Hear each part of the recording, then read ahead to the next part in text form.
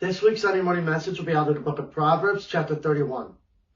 Now, before we get started, I remember seeing something online about how all these guys, they want a Proverbs chapter 31 woman, but they don't act like Proverbs chapter 1 through 30 men. See, they act like the fool and then expect their woman to have the same virtue that they themselves lack. I don't know, it's just something that I thought about from ages ago, but thought it was interesting to put here. Anyway, verse 1. The words of King Lemuel, the utterance, which his mother taught him. As with Agur in Proverbs chapter 30, we don't know anything about King Lemuel. He is not in any recorded list of kings of Judah or Israel. So he was probably a pagan king who put his trust in Yahweh, the covenant God of Israel. And through the fear of the Lord, learned wisdom, like Solomon in Proverbs chapter 2 verse 6, and Agur in Proverbs chapter 30 verse 1. Lemuel understood that his words were an utterance, a prophecy or revelation from God, perhaps like Timothy, 2 Timothy chapter 1 verse 5. Lemuel had a Jewish mother who taught him the fear of the Lord and God's wisdom. What, my son? And what, son of my womb? And what, son of my vows? Do not give your strength to women, nor your ways to that which destroys kings. It is not for kings, O Lemuel. It is not for kings to drink wine, nor for princes intoxicating drink, lest they drink and forget the law and pervert the justice of all the afflicted. Give strong drink to him who is perishing, and wine to those who are bitter of heart. Let him drink and forget his poverty, and remember his misery no more.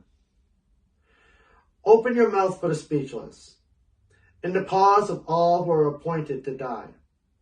Open your mouth, judge righteously, and plead the cause of the poor and needy. Verses 3 through 9 is a threefold warning against womanizing, drinking, and injustice. For example, Lemuel has been exhorted not merely to abstain from oppressing the poor and needy and condemned, but to speak up on their behalf. The broad concept is that one in authority must measure to higher standards than the mere average.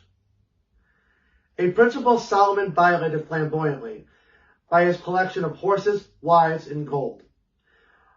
Whether Lemuel and his mother knew the God of Israel or not, they were in tune with his will for kingly restraint. Solomon is quoted his father, and Lemuel is quoted his mother. Wisdom is not sexist. And now for the famous half of chapter 31. Who could find a virtuous wife? For her worth is far above rubies. The heart of her husband safely trusts her, so he will have no lack of gain. She does him good and not evil all the days of her life. She seeks wool and flax, and willingly works with her hands. She is like the merchant ships. She brings you food from afar. She also rises while it is yet night, and provides food for her household, and a portion for her maidservants.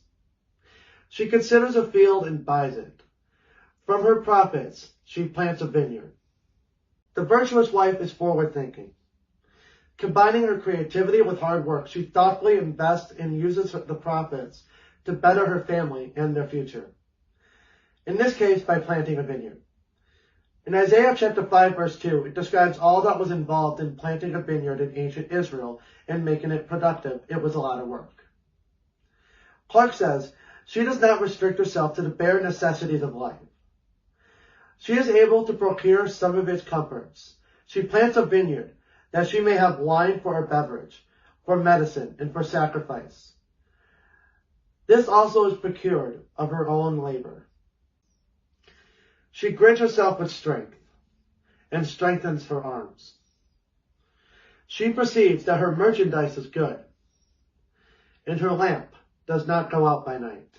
She is wise and experienced enough to get good materials and merchandise for her home. Her wisdom teaches her to buy oil for her lamp, of such quality that it burns through the night and does not go out.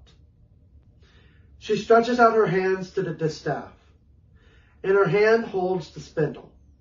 She extends her hand to the poor, Yes, she reaches out her hands to the needy.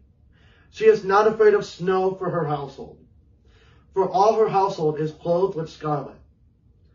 She makes tapestry for herself. Her clothing is fine linen and purple.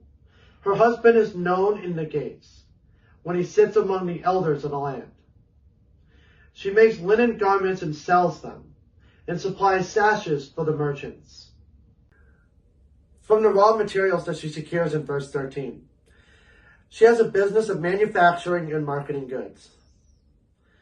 The wisdom and diligence of the virtuous wife leads her to not only provide the necessities for her family, but she makes enough and of such great quality that she sells those necessities to the sellers, or the merchants. She cares deeply for her family, but her mind and vision go beyond them to the outside world where she does good for herself and her family. Strength and honor are her clothing. She shall rejoice in the time to come. She opens her mouth with wisdom, and on her tongue is the law of kindness. She is known by wisdom.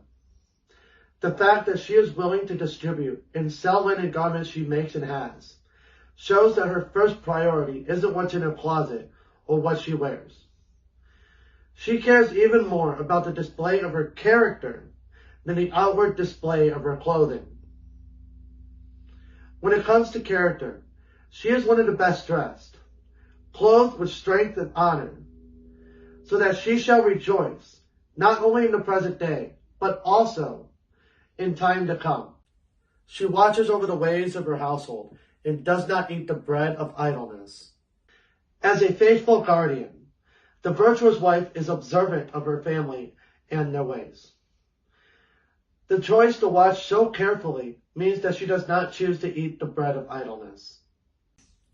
Her children rise up and call her blessed. Her husband also, and he praises her. Many daughters have done well, but you excel them all. Charm is deceitful, and beauty is passing. But a woman who fears the Lord, she shall be praised. Give her of the fruit of her hands, and let her own works praise her in the gates. The virtuous woman will be rewarded by the God that she fears, and rewarded by what she has accomplished for her family and herself, as they publicly speak of her godliness and wisdom. For the woman and man of wisdom, this reward is not their primary motivation, but a fitting result of their life lived in the fear of the Lord. And that would be the book of Proverbs. Thank you for watching. God bless.